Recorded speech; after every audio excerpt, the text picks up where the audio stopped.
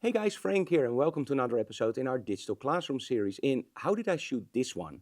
And today it's actually not about this shot. I just want to give you a tip about freezing motion. But I just love this shot, don't you?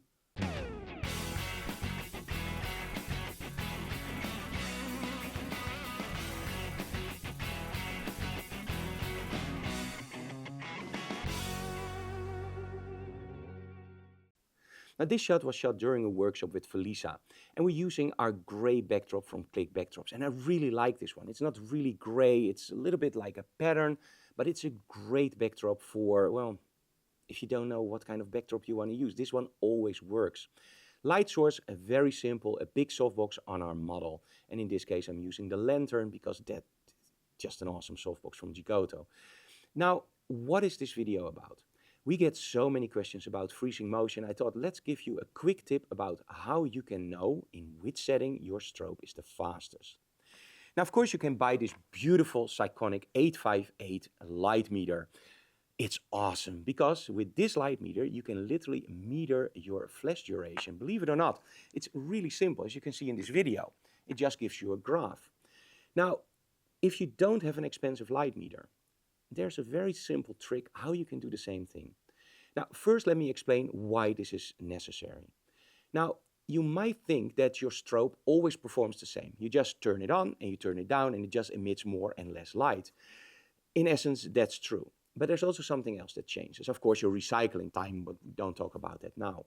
We talk about the so-called flash duration, the cutoff and the raise of your strobe. Now, the flash duration is very important when you start to freeze motion. You want the fastest possible flash duration. Now, when you look at the strobes, they will change the flash duration over the power output. On full power, on most strobes, you won't have the fastest flash duration. On the lowest setting, on hybrid strobes, you often have a very, very high flash duration. But as soon as you start adding power, you will see that that flash duration actually drops down and a lot. So for example, on a hybrid strobe, it's very usual to get flash durations of 40,000 to 1 on the lowest setting. But as soon as you go to the highest setting, they can go down as low as 1/700th of a second. So what do you need to freeze motion of, for example, a jumping model? Well, if you really want to freeze everything, I always advise to go for about 1/2000, 2500th of a second for your flash duration. Again, with a light meter like this, it's very easy. I just set it up, I meter, and it will give me the value of my flash duration. But what if you just want to know which setting on my strobe is the fastest?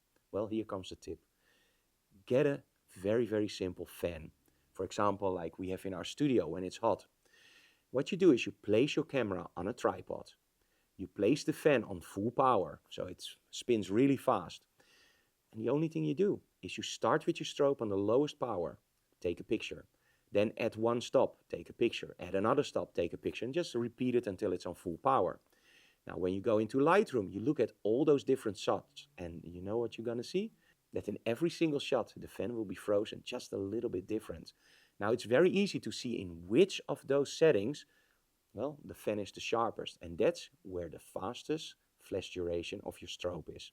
So just note that down, and now every time that you need to freeze motion, you know I place my strobe, for example, on 70%, you just move it closer and further away from your model, or you change light modifiers to get the perfect exposure and of course the perfect freezing power on your model. Let's take a look at the behind the scenes video from this setup, and let's have some fun with Felisa and motion.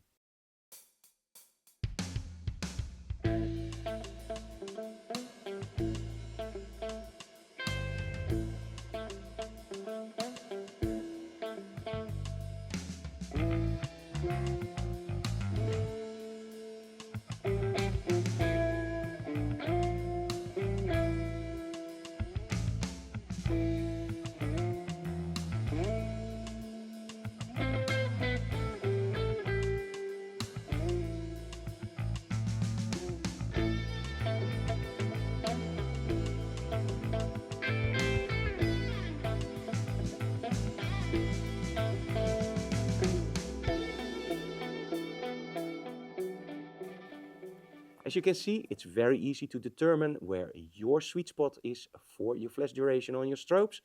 Go out today, test it, because it can really save your photo shoot if you need to freeze motion. But the cool thing is, if you don't want to freeze motion perfectly and you want a little bit of a fade out, You just choose one of the settings where it has a lower flash duration. It's that easy, right? If you like what we do, subscribe to our channel, leave comments below, and of course, smash the like, the bell notification, and the subscribe button. And most of all, tell other people about our channel so we can grow, create more content for you guys, and freeze more action. See you again next time. Bye, guys.